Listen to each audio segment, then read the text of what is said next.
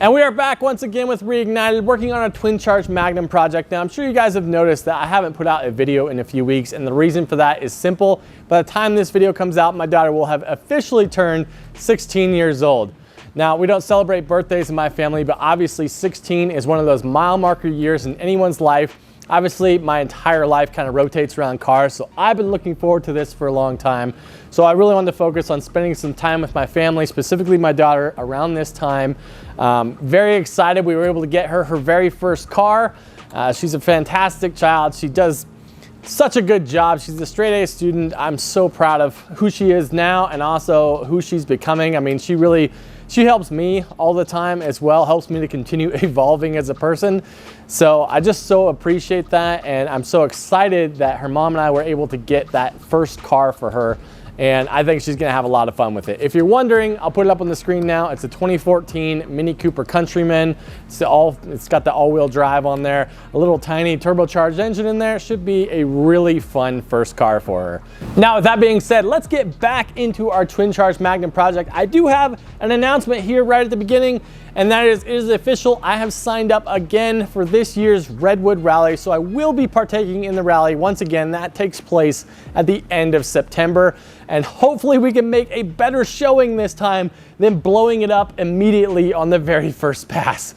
That is such a low bar, I can't believe it, but regardless, we're gonna try to just step over that bar this time and at least make it through day one. Hopefully we can complete the whole week and do some really fun stuff with this now that we actually have time to complete it properly and actually get it tuned properly and test it properly. So that is the goal, but really exciting news, we are signed up for the Redwood Rally. Now, one of the last things we saw in this car was that I was really struggling with this serpentine belt setup. Didn't seem to matter what I did, I just couldn't get the belt alignment quite right. Obviously with superchargers, that is going to be an issue. So essentially what I did was I went back to the way I had it when I initially did the rally. It worked. I knew that it worked. So I was like, let's go back to something that we know works, and then I can change it later on down the line. That's exactly what I'm gonna do. Now, if you didn't see those previous episodes, the shortcoming of this particular setup is that I was having to remove the belt from the bottom, but I decided what I can do is I can basically make a special tool that will make the tensioner more accessible from the top. And that's really not going to be a big deal. So for the short term, this is what we're gonna go with here. Another reason why I kind of went away from this is that I didn't particularly like the way it looked aesthetically, but after 9 different revisions and not having it work, I think I'm okay with it right now as long as it just works. Now, the first update I have for you guys is also the best news, and that is officially we have a tuner on board with this project that can help us really get this thing dialed in. Now, it's Adam at the Shed Tuning and Performance down in Houston, Texas, and he has been absolutely fantastic to work with so far. Really great communication. He's asking all of the right questions, which gives me a lot of confidence that I have gone to the right person on this, and he got straight into it. He has already created a base map for me that we're gonna go ahead and load into this car. We're gonna do some data logs, and then we're gonna start refining it from there. However, before we can do that, we actually need to take a small step backward. Now, I really want this thing to be completely dialed, and there was something I did when I got it running previously that was a stopgap measure, something just to get it on the road, and it just isn't quite correct. So I'm gonna tell you about that right now. Let's get it fixed. Now, something you may notice here is that the car is pretty much together at this point. I put everything all back together again. We need to take some of this back out. This whole cowling needs to come back out. We're gonna take the turbo back off. We're gonna take the down pipe off. And the reason for that is because we need access to the up pipe down there because we're going to be installing an O2 sensor in there. All right, you'll notice here in our crossover pipe that I have these 2 O2 sensors basically just a few inches apart from each other. What exactly is going on here? Now, truthfully, what's going on there is it was stopgap measure here. The reason for even having those O2 sensors, those oxygen sensors in the first place, those are the upstream ones that normally go ahead of the catalytic converters. And those are used in closed loop fueling, which I'm going to talk about a little bit more in a second. But essentially, you're supposed to have one in each bank of the engine. Now, you'll notice those two are right next to each other, and they're only reading off the right side of the engine. Like I said, that was a stopgap measure by me. I was kind of in a pinch time-wise, and I was just slamming it together, and I was like, this will probably work. Yeah, no. The tuner was pretty clear. He's like, hey, you need to actually fix that, otherwise this stuff's not gonna work correctly. You need to have one in each bank like you're supposed to. And I was like, You're absolutely right. I need to take care of this. And it's good sometimes. You need sometimes have somebody kind of slap you in the face and say, hey, no, that's wrong. Don't do that. And that's exactly what happened here. So that's why we're taking some stuff apart here. I need to actually change this to where I can have the other upstream O2 sensor on the left-hand bank. Now it's in a bit of a tricky spot. I'm gonna have to put it right below where the wastegate is. So that's why I have to take so much stuff apart to correct it. But it is the right thing to do. I want this thing to work right. So that's what we're gonna do. Now to quickly explain what we're doing here, right here in the up pipe, see this is the wastegate right here, but you can see that the feed comes directly off the turbo manifold and goes up into our collector right here. We're going to put an O2 sensor right down in here so it can read off this left-hand bank. Now, obviously, that's a pretty hot area right here. We're gonna wanna go ahead and put some heat sleeving on the actual component itself and the wiring. And also, we're going to need to extend the wiring harness to where it can come up here and actually reach this O2 sensor. But that's how we're gonna solve this closed loop fueling tuning issue, is by installing that oxygen sensor right there.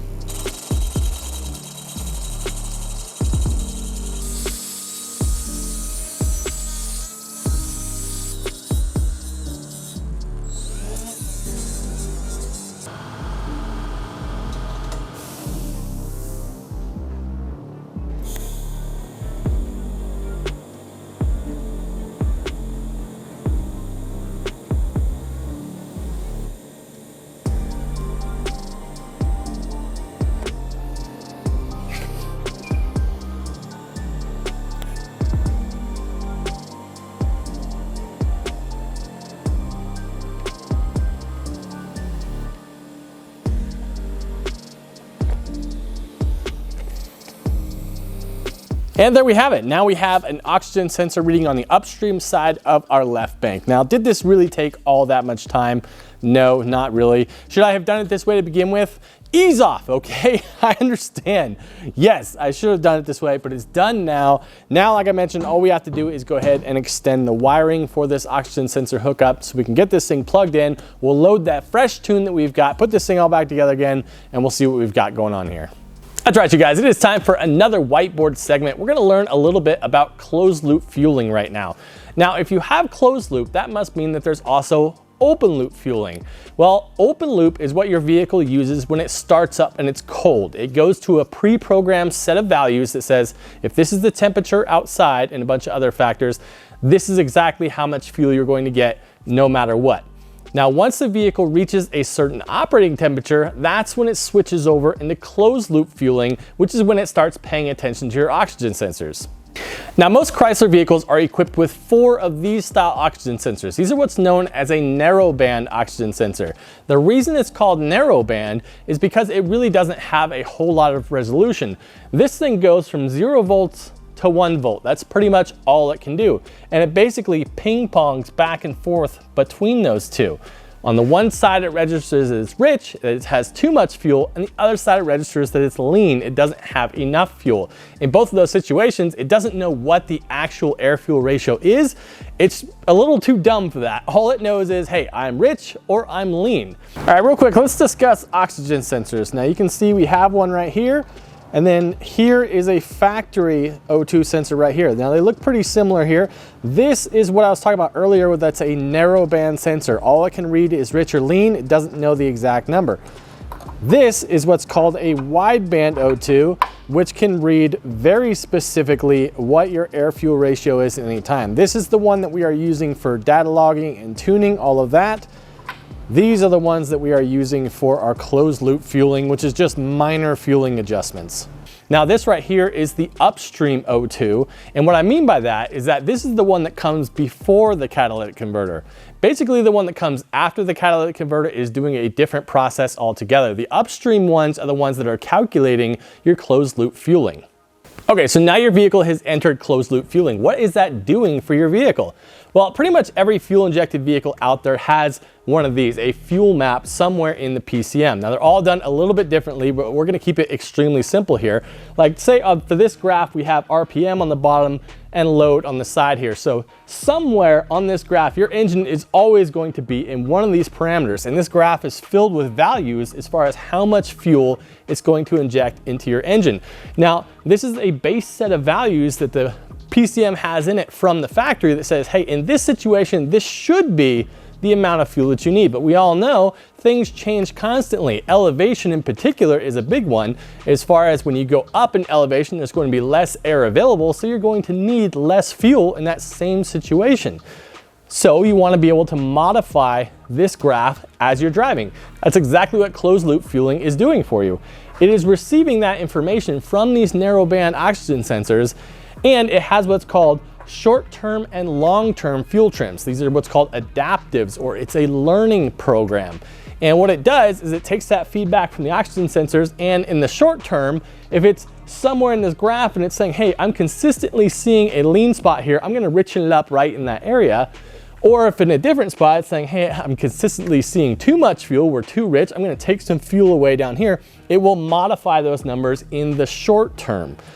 Now, that'll stick around for a little while, and then if you're continuing to drive and it keeps seeing this over and over and over again, it's gonna go ahead and move that to your long-term fuel trims, which means it's gonna make a change to the actual map itself. What this means is that your vehicle is constantly learning as you're driving around. This process never ends on your vehicle. It is always running in the background and you don't even know it.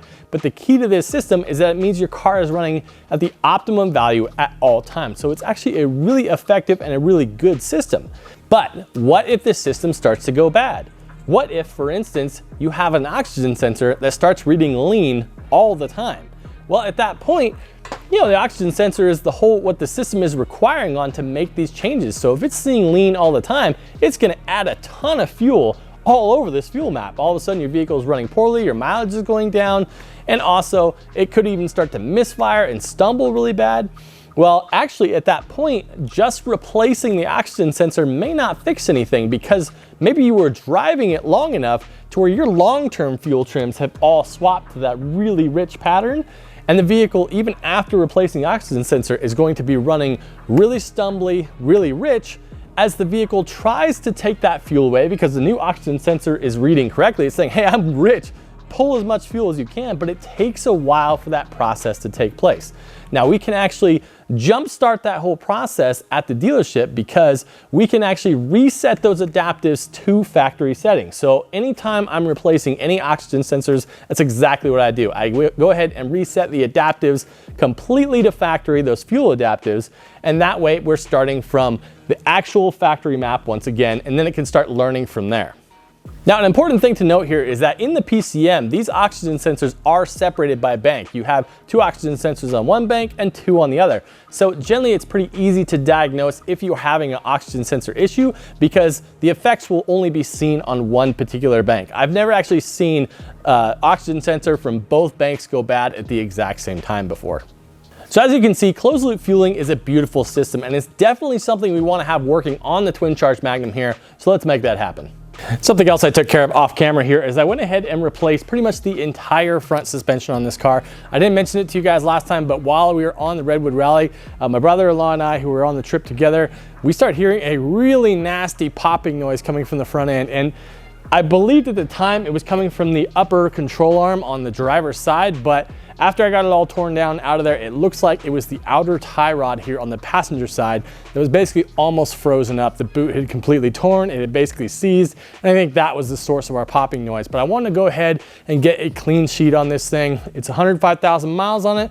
The car is near 20 years old. It deserves having a fresh front suspension. So I replaced the upper control arm, both the lower control arms, the sway bar end links, the inner tie rods, the outer tie rods, basically the whole shebang there. This thing should be good to go now. All right, the car is complete and back on its own wheels again for the first time in several months.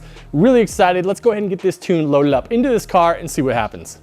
Okay, I've loaded the tune I got from Adam into the PCM, so that's ready to go. He also went ahead and sent over a channels list and a vehicle layout. So basically what that means is he has specific parameters that he wants to be monitoring here. And when you can see it right here on the gauge, makes things a little bit easier. I can save these data log files and actually send these over to him so he can remote tune this thing essentially. He can look at all of what's happening here, make sure it's all good to go, and we can keep refining that tune until we get where we need to go.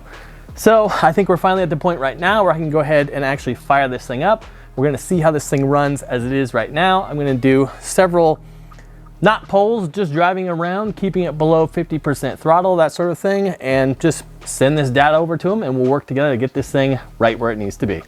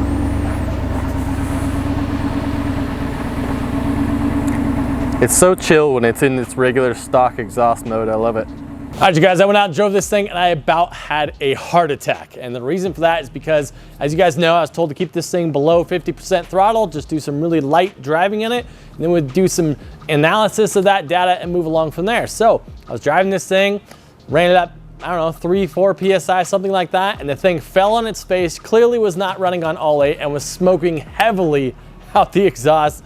And let me tell you, my stomach just absolutely dropped.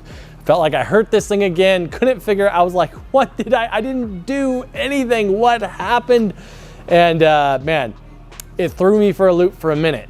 But you know, you gotta let the analytical side of your mind take over and figure out what exactly is happening. Came back to the shop here, did some diagnosis on it, realized that it was not running on cylinder number 8. And you guys will never guess what it is that actually went wrong with this thing. Or in fact, you might guess because I talk about it all the time. And in fact, I just talked about it in the previous video about making sure your intake push rods are fully seated. Now you saw me go over it here on the left-hand side of the engine. I rolled it over, made sure everything was good. And I did not do that on the right side of the engine here. And sure enough, once this engine was under just a little bit of load, the intake push rod for cylinder number 8 goes tink and popped out, and so it wasn't running on cylinder 8 anymore. But of course it was still injecting fuel to a closed valve, which my guess is was reverting into the intake manifold and just being pumped throughout all the cylinders. That's why it was smoking so heavily. So fairly easy fix there. Just had to pull the valve cover here on the passenger side, get that intake push rod back in place. Let me tell you, when I saw that that was the problem, oh my goodness, I felt so much better. So I was like, how did I hurt this thing so quickly? So we're back together again. The thing runs just fine. I did get a couple of good solid data logs. I'm gonna send those over to the tuner now, and we'll see where we can go from here. Now, unfortunately, that is going to be it for this particular episode. In the next episode, hopefully we'll be able to do some actual pulls with this thing, and I'm gonna try to get it to a dyno. We'll see if that happens next episode or not. But in the meantime, I appreciate you guys as always. Thank you so much for watching and sticking with this project. We'll see you next time on Reignited.